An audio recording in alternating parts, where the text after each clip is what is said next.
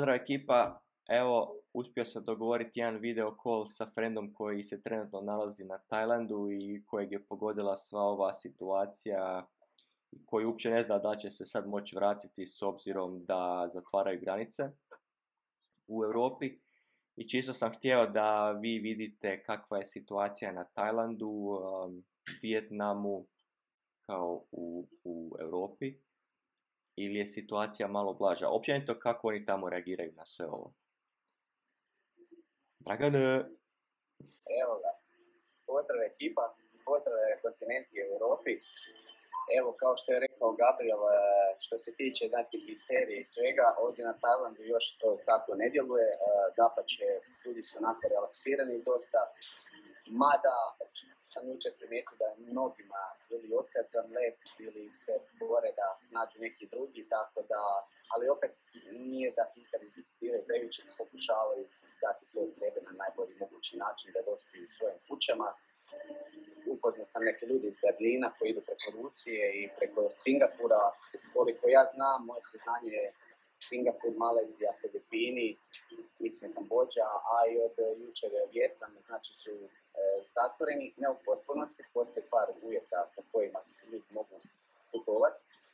Sad za to, da ne idem u potpunosti, u mom slučaju za Vijetnam, ja sam jučer bio bukirao kartu, znači sa Koh Samuja preko Phuketa za Ho Chi Minh i uglavnom šta se dogodilo, sva sreća da nisam otišao, tad je nastupila zabrana, šta bi se dogodilo što sam kasnije zaključio, a to sam i mogao pretpostaviti, kada dođete znači u Vijetnam, oni vas stavljaju u karantenu, da li je to tjedan, dva, da li je to dan, dva, uglavnom nisam htio riskirati, ja bih rekao 2 tjedna, jer time bi propustio let iz Hanoja za Dublin preko Abu Dhabija, tako da taj potez smatram opravdanim. Sad dalje šta se dogodilo je to da sam morao kontaktirati embasije, počevši znači Croatian Embassy u Irskoj, zatim na Tajlandu, zatim su mi rekli da moram kontaktirati Jakarti koji je glavni za ovaj dio svijeta, za jugoistočnu Aziju, ali i naravno irski embassy i tajlandski embassy i vijetnamski tu i kod njih svodi se na jedno da niko mi nije mogao osigurati informacije koje treba. Dogodilo se to da su me preusmjeravali. Možete, molim vas, primjerice iz našeg hrvatskog embasija kontaktirati Jakarta, onda iz Jakarte Croatian Embassy su rekli mogu kontaktirati neki drugi embassy. Znači kao ping pong, znači tako isto kada mi Vietnam Airlines koji je znači službeno proglasio da se zatvaraju granica za one koji su unutar 2 tjedna znači bili u Europi. Ja sam bio taman na tom prijelaznom pragu 13-14 dana, ali drugi razlog bio karantena, a ako ovdje neće stići let. Uglavnom, dosta je tu Etihad kaže kontaktirajte Vietnam Airlines kaže Etihad, pa na kraju odite pa kontaktirajte Vietnam Embassy. Tako da nema pomoći, sami sebi smo prepušteni. Najbolju pomoć koju sam dobio iz hostela da su mi rekli da danas je netko otkazao buki zato što nije mogao napustiti Vijetnam. Pretpostavljam da se radi nekome van Azije. Tako da smatram da sam dobro učinio ovu odluku. Šta sam napravio iduće je da sam zakupio znači ferry u 9 navečer i u 5 ujutro bi trebao doći u Surat Thani, ako se ne varam, to je na kontinentu, i odande bi trebao u 9 ujutro krenuti za Bangkok. I odande bi trebao pokušati sjesti na let. Znači sve imam sada riješeno, osim što nemam kartu koju ću ili ću kupiti na novo iz početka, već sam gledao 360 eura, znači povratak preko Abu Dhabija, ili travel.ie agency, third party, preko koje sam bukirao cijelo putovanje ovo. I njima sam slao mail i preko društvenih mreža su se javili. Moja najbolja opcija je da se neko u moje ime pozove i nazove ih, jer odavde ih ne mogu zvati. Ako to ne prođe i ne uspiju mi editirati let da premisli iz Hanoja u Bangkok, onda ću ja morati jednostavno iz početka bukirati let i sutra, to već večeras i sutra, znači ću ići prema Bangkoku nadajući se da neće zatvoriti granice. Iz nesporednih izvora sam saznao da će Dublin Airport biti zatvoren ovaj tjedan, oko četvrtka, petka, tako da će mi biti ovo veoma na knap. Sorry, čisto da kažemo ljudima, danas je utorak, tako da za 2 dana, znači trebao bi ići do Bangkoka i onda brzo letom natrag preko Abu Dhabija do Dublina. Tako, ja prije toga imam taj period noćni, 8 sati, sat vremena taksijem, pa malo čekanje, onda airport u 9 i kusur, da bi išao za Bangkok, da bi došao te 11-12 popodne. Moje mišljenje, portal je veoma dislociran, veoma remote, i ovdje nema nikakvih slučajeva i nema te panike općenito. Ne vidi se osim ljudi koji pokušavaju bukirati, ali šta je tu ako ostanu? Ja se smatram ovdje sigurni pa i ostali. Da bi išao u Europu i kad dođem, bit će mi više nekako strah, jer ima više slučajeva i više histerija. Najbolje bi bilo sad logički da ostanu tu prve faze na plažu, obala, bijeli. Složio bi se s tobom. Toplo more, znači veoma toplo more, nisam u životu tako osjetio, evo, pogled govori 1000 riječi, možda i više. To bi mi radili, ja sam skupao ovdje sa Slovenkama kojima je isto otkazan let, urili su zrakoplovnu luku, sad se neću moći sjetiti, u Ljubljani uglavnom, zrakoplovnu luku su zatvorili. Dobro, ali čekaj, zar nisu većina država je kao uvijek pričala, to jest govorila, da oni se pobrinu da njihovi građani dođu natrag. I kao pozivaju svoje građane, gdje god da jesu, da se vrate natrag. Sad, ako ambasada kao takva ne pomaže, i ako ti otkažu recimo let iz Bangkoka, što onda? Ok, znači znam primjer jedne Nizozemke koja je trenutno sad u Paju, na sjeveru Tajlanda, Lora. Znači rekla mi je u kontaktu s njom da su je zvali iz veleposlanstva nizozemskoga da se vrati doma, ali s obzirom da je ona to planirala kao duži put od 6 mjeseci, ne planira.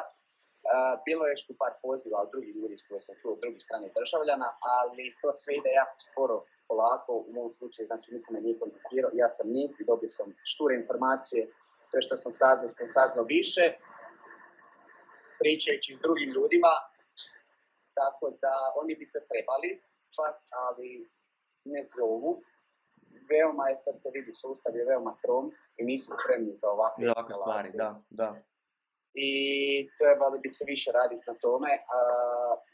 Ja se gledam svoje perspektive, biti profesionalac je iznimno važno i vratiti se na posao, ali isto tako riskiram. U najboljem slučaju doći doma, u najgorem ću zapet na aerodromu, biti karanteni 2 tjedna, možda i duže, jer Dublin možda se zatvori privremeno na mjesec dana, pa još prolongiraju na dodatni mjesec, to se ne zna. Dobro, ali kada kažeš zatvori, oni uvijek svi, tipa sad gledamo za Švicarsku, koja je od noćas zatvorena, međutim dopušta ulazak svim državljanima i oni koji jednostavno imaju, ajmo reći, boravište, to jest oni koji imaju radnu dozvolu koji tu mogu raditi.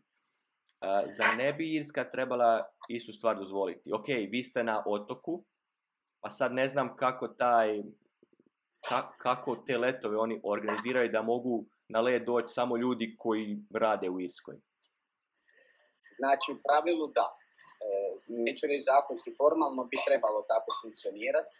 Čak jer se zatvori, oni bi trebali stupiti u kontakt s nama, mada to, da karikiram, može potrajati dan, 2, 3, 4 dok čekate na aerodromu da se ne riješi dokumentacija i let koji će odvesti svoje građane, to jest one sa stalnim boravkom, kao što ja imam stalni boravak u Irskoj Dublinu, gdje ne samo da živim, naravno radim, i moram se vratiti na posao, naravno iz karantene ću raditi. I kao takvi oni bi to trebali nama stupiti, samo pitanje koliko će vremenski to potrajati. To se ne odnosi samo za Irsku, odnosi se i za druge zemlje. Da oni moraju i rade na tome da nam moguće siguran povratak. Samo vrijeme je ključno, a to je teško reći u ovoj sadašnjoj situaciji. Da. Daj mi reci, znači sad si rekao da si na tom nekom malom otočju, vjerojatno danas ideš za Bangkok. Kakva je tamo situacija što se tiče ljudi? Znači da li oni su u nekoj panici, ne, jer recimo znači da li oni kreću zatvarati hotele, hostele?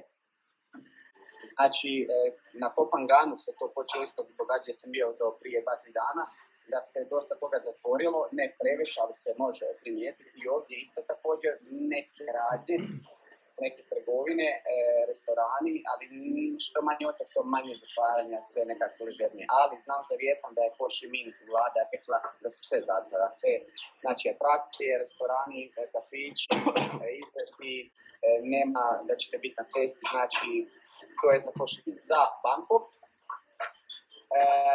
po onome što sam čuo od drugih, i pogotovo za Zagreb što sam čuo kako to izgleda od drugih koji su putovali, moji kolege, vrijedi za Bangkok vjerovatno na više potenciju, veoma je stresno kao da je war zone, svi su na iglama, cancel flights, ljudi trče, gledaju, bore se kako bi ugrabili let sa djecom, su s obitelji, stari ljudi.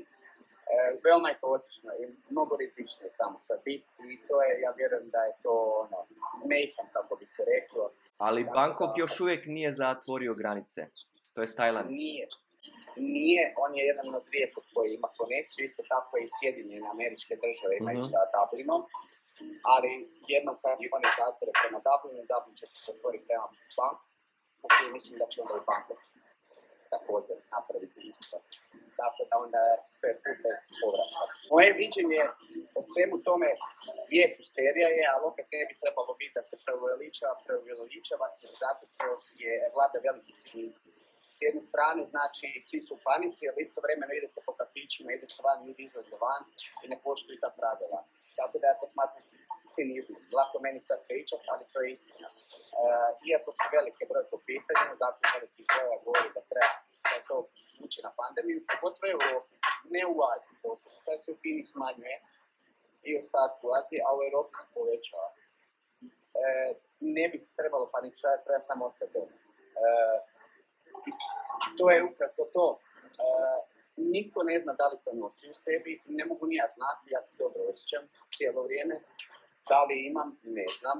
Nemam temperature na svakom koraku za shopping mall, kad iskrcate se sa broda, s ferija, pa da ste na aerodromu. Prošao sam već XY minutatura gdje vam mjere temperaturu i uvijek je bilo u redu, oko 36,1, 36,5. U biti sad se ta cijela histerija, ajmo reći, u Aziji stvara više zbog, ajmo reći, turista koji se žele pokušati vratiti kući i tu dolazi do panike jer nema dovoljno letova, ljudi ne znaju gdje će, šta će. Pa to je dobro viđenje, slažem se s tobom, Gabriele, zato što je istina. Nije toliko do domaćih koliko do nas koji se pokušavamo vratiti svojim kućama, tako da je. Slažem se, ima tu dosta istine u tome. Da. Ja smatram da su Azijci spremni, jer to povijest govori za sebe, imali su mnogo toga, mnogih tih situacija koje mi nismo osjetili. Oni jeste, znaju kako se obhoditi time i više su otporni na sve to. Dok mi u Europi baš nismo i nemamo dodjera kad se nešto dogodi na drugom kraju svijeta, mi gledamo iz naslonjača i mislimo si, nebitno.